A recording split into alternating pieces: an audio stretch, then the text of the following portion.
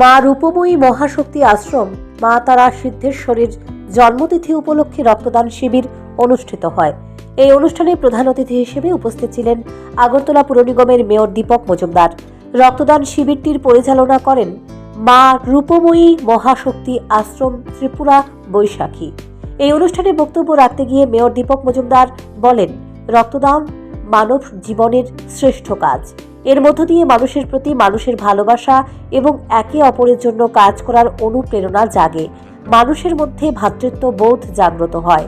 পাশাপাশি তিনি বলেন, রক্তদানের মতো মহৎ কাজে ত্রিপুরা অন্য দেশের তুলনায় অনেকাংশেই এগিয়ে এসেছে। আমাদের রাজ্যে এই রক্তদান শিবির বা রক্তদান উৎসব সারা দেশের মধ্যে একটা বিশাল জায়গা করে নিয়েছে। আমাদের রাজ্যের প্রতি ক্ষেত্রে সরকারের পাশাপাশি, সরকারি সংস্থার পাশাপাশি, আমাদের স্বাস্থ্য দপ্তরের পাশাপাশি বিভিন্ন সামাজিক সংস্থা, স্বেচ্ছাসেবী সংগঠন, ক্লাব, প্রতিষ্ঠান ব্যক্তিগতভাবেও এবং এই ধর্মীয় প্রতিষ্ঠানগুলি কিন্তু রক্তদান দানিয়ে দিয়ে এসছে। আমাদের রাজ্যের মাননীয় মুখ্যমন্ত্রী প্রফেসর ডক্টর মানিক সাহা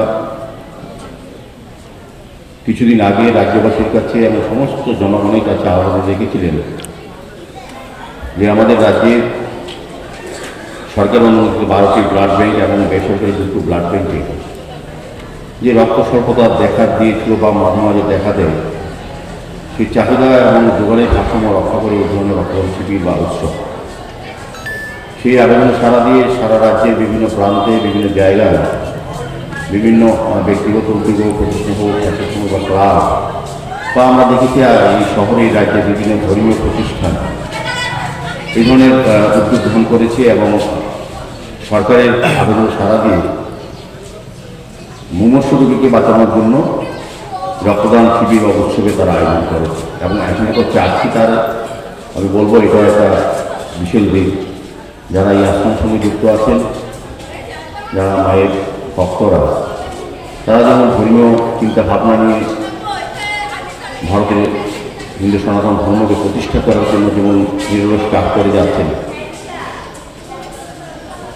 পাশাপাশি সামাজিক দায়িত্ব, সামাজিক কর্তব্য হিসেবেও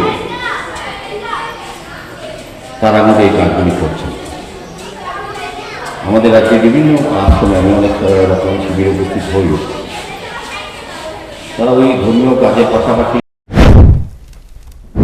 মা রূপময়ী মহাশক্তি আশ্রম ত্রিপুরা বৈশাখীর উদ্যোগে 2 দিনব্যাপী সাংস্কৃতিক অনুষ্ঠানের আয়োজন করা হয়েছে।